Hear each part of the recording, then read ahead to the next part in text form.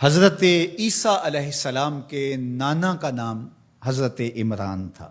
حضرت عمران کے ہاں اولاد نہیں تھی، ان کی زوجہ حضرت حنہ سلام اللہ علیہا، پیغمبروں کا خاندان ہے، پیغمبروں کی صحبت ہے، تو وہ بھی صبر شکر کر کے اللہ کی رضا پہ راضی تھی۔ گھر کے صحن کے اندر دوپہر کے وقت چارپائی بچھائے ایک درخت کے نیچے قیلولہ کرنے لگی تو ایک منظر دیکھا کہ درخت پر ایک چڑیا نے گھونسلہ ڈالا ہوا تھا اور اس نے بچے دیے ہوئے تھے۔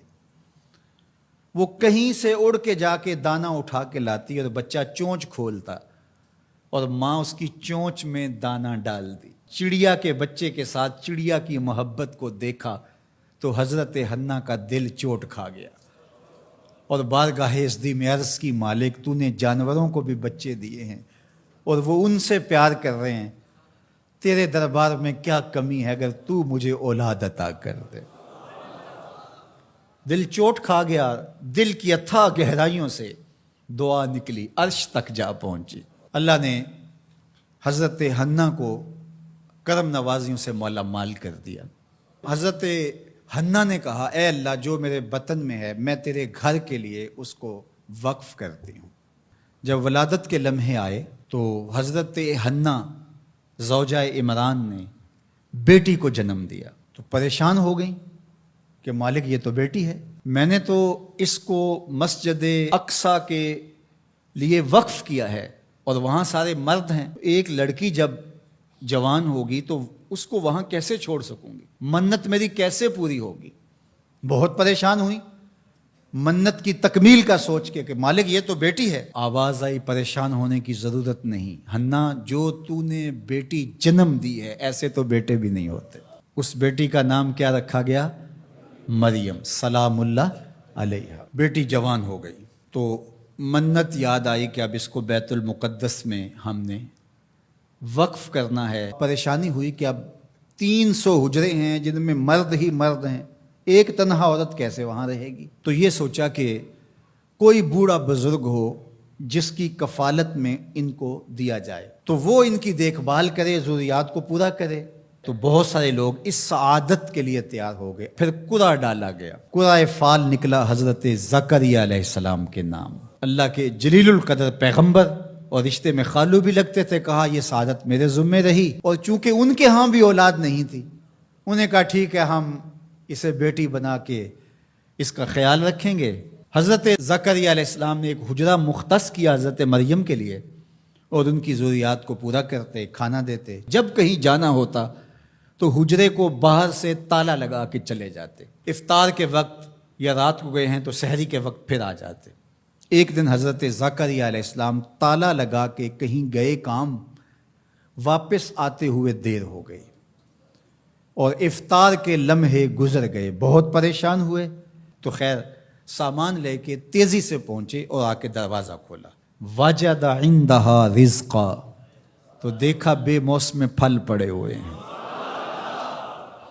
حیرت تو یہ تھی کہ پھل ہیں، دروازہ مقفل ہے، باہر سے کوئی اندر نہیں جا سکتا، اندر سے کوئی باہر نہیں آ سکتا، پھل کیسے آئے؟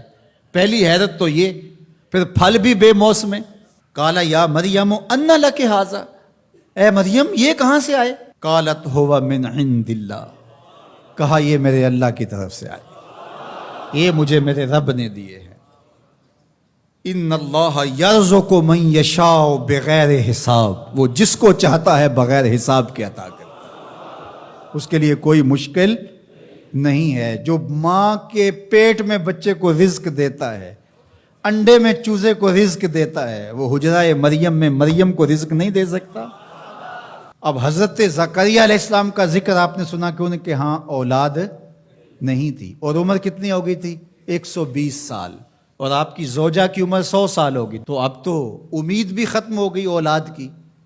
لیکن جب بے موسم پھل دیکھے نا تو اندر چھپی ہوئی امید کی موہوم سی جو چنگاری تھی وہ بھڑک اٹھی، اور حضرت زکریا نے ہاتھ پھیلا لیے، ہنالک دعا زکریا رب، مالک جب تو مریم کو بے موسم پھل دے سکتا ہے، میرے شجر عمر پر اولاد کے آنے کا موسم بیت گیا ہے، لیکن مالک کیا تو مجھے بے موسمی اولاد نہیں دے سکتا؟ حضرت زکریہ وہیں کھڑے ہو کے دعا مانگنے لگے. معلوم ہوا جہاں رحمتیں اترتی دکھائی دیں وہاں دعا مانگی جاتی. ہم جب اللہ والوں کی قربت میں جا کے اللہ سے دعا مانگتے ہیں تو کچھ لوگ معترض ہوتے ہیں کہ اللہ تو ہر جگہ موجود ہے، یہاں کیوں مانگ رہے ہو؟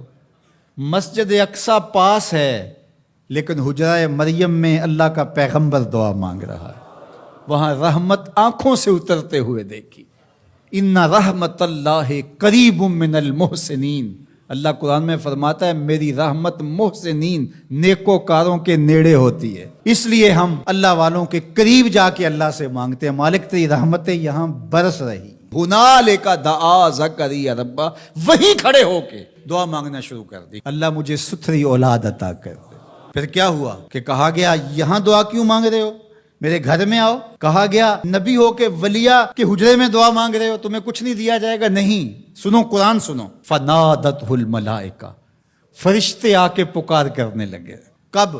وَهُوَ قَائِمٌ يُصَلِّي فِي الْمِحْرَابِ، وہ حجرے میں کھڑے ابھی دعائیں مانگ ہی رہے تھے. فرشتوں نے آ کے ندا دی کیا؟ ان اللہ یبشرک بیحییٰ، اے زکریا تمہیں مبارک ہو، ہم تمہیں یحییٰ عطا فرمائیں گے. اولاد مانگی ہے تو یحییٰ ملے گا، لیکن اکیلی اولاد نہیں مانگی، ذریۃً طیبہ، ستھری اولاد مانگی ہے، پاک اولاد مانگی ہے. تو مصدقاً بکلمۃ من اللہ وسیداً وحصوراً ونبیاً من الصالحین، جو بیٹا دینے والے ہیں وہ کلمت اللہ کی تصدیق کرنے والا ہوگا، سردار ہوگا، عورتوں سے الگ رہنے والا ہوگا اور پیغمبر ہوگا، صالحین سے نبی ہوگا، یہ شانوں کا مالک ہوگا. فوراً دعا قبول ہو گئی. یہ ہے کرامت سیدہ مریم کے حجرے میں بے موسم پھلوں کا ملنا اور وہاں دعاؤں کا قبول ہونا.